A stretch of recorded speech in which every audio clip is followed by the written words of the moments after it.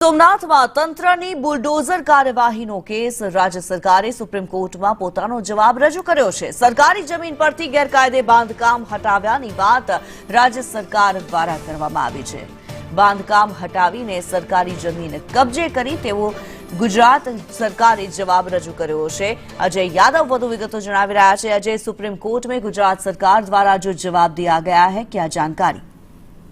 देखिए, निश्चित तौर पे पहले यह माना जा रहा था कि इस मामले की जो सुनवाई है दीपावली बाद होगी और उसमें सुप्रीम कोर्ट ने जब पिछली सुनवाई किया था तो उस वक्त गुजरात सरकार को इस मामले में अपना हलफनामा दायर करने को कहा था कि उसका स्टेटस फिलहाल क्या है, क्योंकि समस्त पटनी समाज की तरफ से आरोप लगाया गया था कि उन्होंने यानी गुजरात सरकार की तरफ से जो बिल्डिंगें या जो इमारत वहां पे गिराई गई है, दरअसल वो बहुत लंबे समय से है और उनका सरकारी दस्तावेज में कोई रोल नहीं है और जानबूझ के इंक्रोचमेंट किया गया है। तो इस बाबत सुप्रीम कोर्ट ने जवाब मांगा था और अब गुजरात सरकार की तरफ से यह जवाब दाखिल कर दिया गया है और उस जवाब में गुजरात सरकार ने कहा है कि जो सरकारी जमीन पर अवैध निर्माण था अपने कब्जे में ले लिया गया है। यानी गुजरात सरकार की तरफ से यह स्पष्ट कर दिया गया है कि ये किसी की अपनी पर्सनल जमीन नहीं है, न किसी ट्रस्ट की जमीन है, बल्कि ये सरकारी जमीन थी जिसपे ये अवैध कब्जा किया गया था।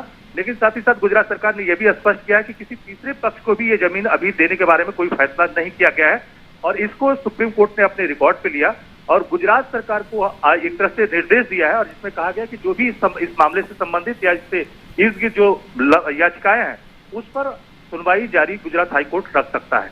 तो फिलहाल सुप्रीम कोर्ट ने इस मामले को गुजरात हाईकोर्ट पे छोड़ दिया है कि इस मामले का जो भी स्टेटस है उस पर वो सुनवाई जारी रखें। जी धन्यवाद अजय इस जानकारी के लिए।